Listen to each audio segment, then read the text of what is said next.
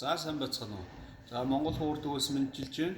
За тэгээ морин хуурын зөвлөгөө одоо дөрөв дэх бичлэгээр та бүхэнтэйгээ уулзж байна. За тэгээд ерөнхийдөө морин хуурыг одоо бас ингээд зөв дуургаж сурах тал дээр ер нь бол шинэ эхэлж байгаа сурагч нар ч юм уу эцэгчүүд за тэгээд ер нь энгийн хүмүүс бас ойлголт айгүй бага байдаг. За заримдаа морин хуур маань айгүй муухай дуурайд байна.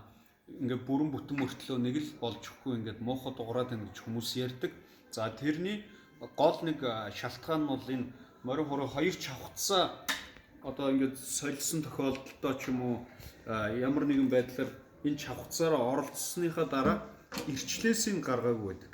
Тэгэхээр энэ хуурны одоо энэ чавхтас маань ингээд мушкраад одоо ингээд ирчлэгдээд хийгдчих юм бол ерөөсөө тэрнээс олигтой дуу аваа гарахгүй. Тэгээд тэрийг одоо зарим ингээд нөгөө сургалтын төвч юм багш нар ч юм уу бас мэдхгүй ингээд тэргээр нь ингээд тоглоод байдаг. Тэгээд ерөөсөө энэ хуурн дээр өнгө тогтохгүй байна гэн энэ хуур нэг л болж өгөхгүй ийм өнгөн дээр дугарч өгөхгүй байна гэн тэгээд олон асуудлууд гаргаад идэг байхгүй. Тэгэхээр энийг ингэ суллаад бид нар бол бүр энэ угнаас нь аваад бүр магадгүй одоо би энэ дээр зүгээр жишээ болгож тайлбарлаж байгаа бол бүр энэ утсаа ингэж авч хагаад гоё ингэ самар нарийн шүдтэй самар самнаж болно. Ингээд самнаад бүр энэ хүртэл ингээд орооцолтойг гаргаад тэгээд ирэхээр энэ хялгас маань ингээд орооцолтойтой бол эндээ ингээд мушкаан гараад ирдэг. Тэрийгэ тэгшлээ.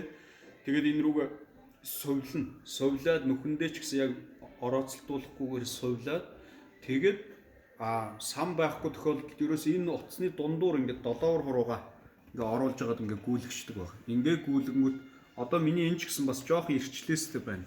Одоо энэ ингээд тоглож явах явцад бас ирчлээс үүсчихдээ багхгүй.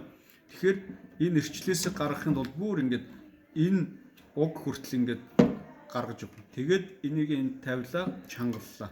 За ингээд хуур маань гоё цэвэрхэн цээлхэн дуурна гэсэн.